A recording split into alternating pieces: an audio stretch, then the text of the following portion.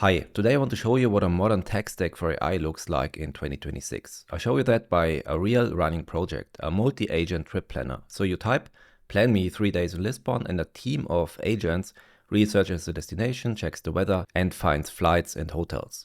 But before we talk about libraries, we need to talk about architecture, because the libraries only make sense once you see the shape of the whole project. The whole stack is a microservice architecture. Everything is a container, so it is very easy to start with one Docker compose up command. But why microservices for AI? So we got 3 reasons. First, agents can fail. So when one agent crashes, I just restart one container, not the whole system.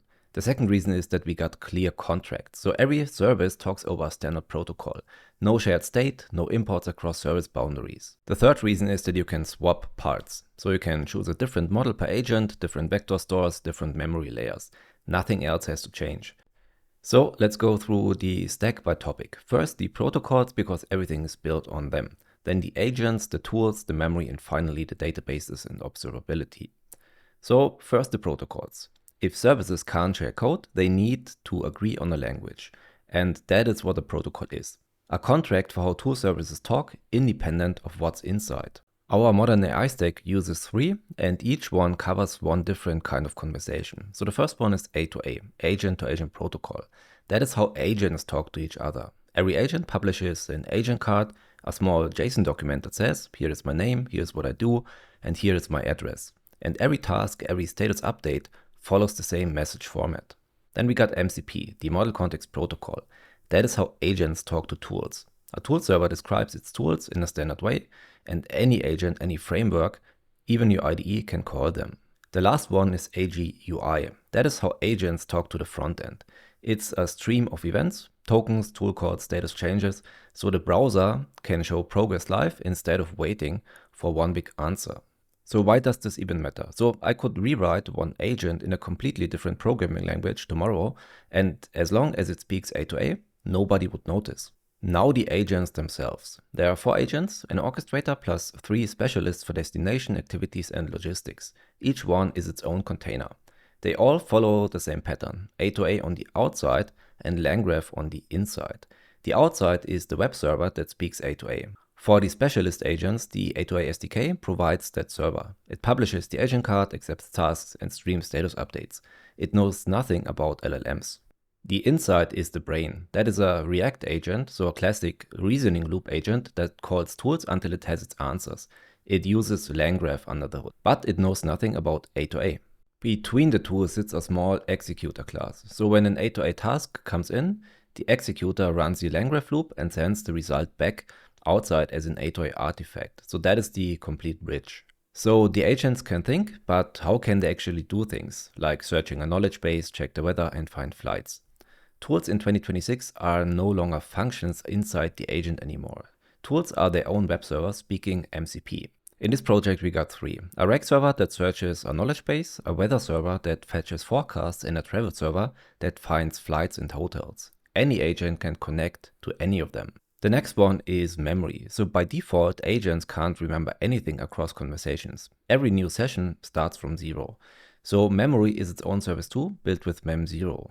It extracts facts from conversations, like the user prefers window seats, hate hostels, and serve them back in the next request. In our case, we've got one specific rule: only the orchestrator is allowed to write memories. So one writer, no contradicting facts. The next feature of our tech stack are the databases. So we've got 2 databases that carry the whole system. Postgres has a double duty. So it's a vector store with the vector extension for the knowledge base, and it stores the conversation state, so chat survive restart. The memory service brings its own vector database, Qdrant, so it stays completely self-contained. You could also use pgvector for that and nothing would change. Last topic is observability. That topic cuts across everything, so every service reports into it. Langfuse is the way to go, in my opinion, and it runs alongside the application, and every service is instrumented via OpenTelemetry. So every request becomes its own trace you can inspect across all agents, tools, and LLM calls. So when an agent gives a weird answer, you don't guess, you open the trace and look. So that is the architecture. Agents speak A2A, tools speak MCP. The front end speaks AGUI.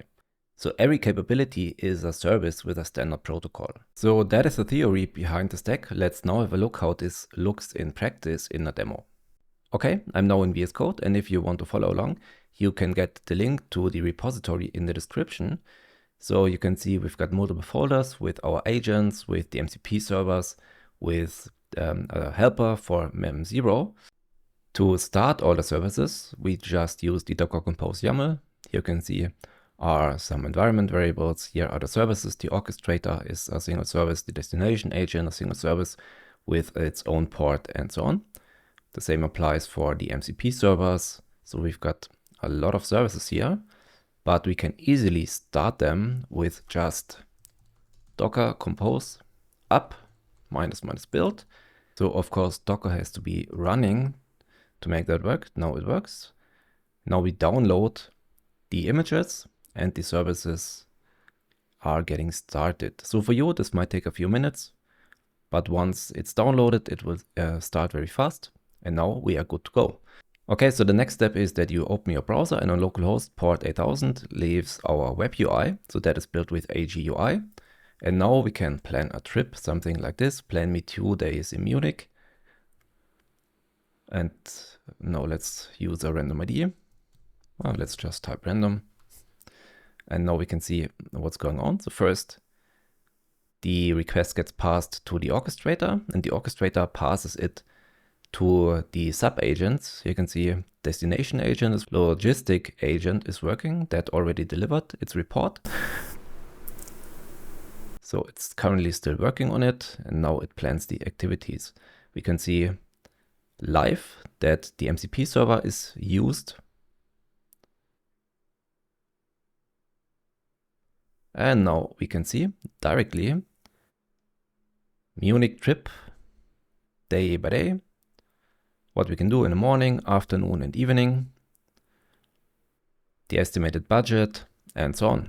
Now to see something new, we, let's say, do that for Berlin, and Berlin should be from 10th to 11th.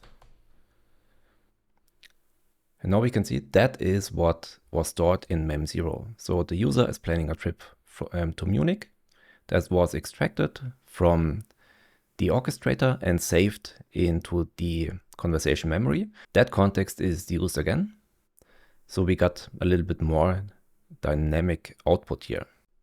If you want to see the actual traces, you can see on the navigation bar, we got 2 more tabs. So agents, that is every agent that was integrated in our system. So we got our destination agent and so on. And we can also click on traces.